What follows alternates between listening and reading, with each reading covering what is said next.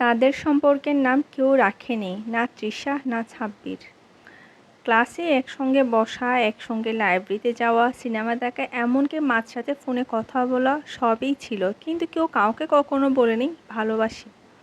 তবু তারা জানতো একে অপরকে ছাড়া কিছুই ভাবা যায় না। একদিন তৃষা জিজ্ঞেস করলো, তুই যদি কাউকে ভালোবাসিস তাহলে বলে দিবি তো? সাব্বির বলল, আমার বলার দরকার হবে না, যার জন্য ভালোবাসবো সে বুঝে নিবে। তৃষা কিছু বলল না। ভেতর ভেতর সে জানতো সেই মানুষই সে।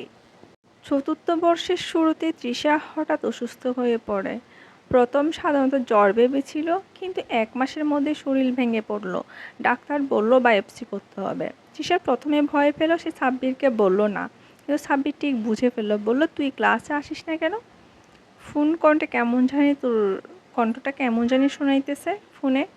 তৃষা হেসে বলল, তুই কি করে বুঝিস? সাব্বির বলল, ভালোবাসা তো আর হচ্ছে ক্যালকুলেটর না, বুঝতে পারলে হিসাব চলে আসে। রিপোর্ট এলো, তৃষার ব্লাড ক্যান্সার। তৃষা জানলো, সাব্বির জানলো, আর যেন সব থেমে গেল।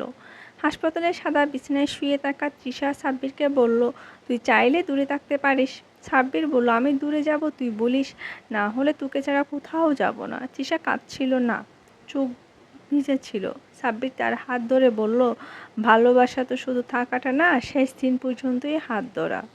তৃষা জানতো তার হাতে সময় খুবই কম। সে সাব্বিরকে না বলে চুপচাপ কয়েকটা চিঠি লিখে রাখলো। প্রতিটা চিঠিতে ছিল জীবনে এক টুকরো তাদের পরিচয়, হাসি, কষ্ট, স্বপ্ন আর অপূর্ণতা। একদিন এক সকালে তৃষা চলে গেল চুপচাপ। হাসপাতালের ছোট্ট টেবিলে একটা চিঠি রাখা ছিল সাব্বিরের নামে।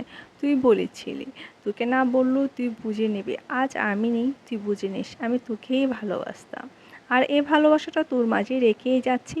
আমার জন্য কান্না না, আমার জন্য বাঁচিস। তোকে নিয়ে বাঁচার আমার শেষই শান্তি। অনেক বছর পর সাব্বির আজও চিঠিগুলো নিয়ে বসে। সে বিয়ে করেনি, কাউকে আর ভালোবাসেনি। তৃষার দেওয়া ছোট্ট ডায়েরি, একগুচ্ছ বেলি ফুলের ছবি আর সেই শেষ চিঠিটা, এই নিয়েই সে বেঁচে আছে।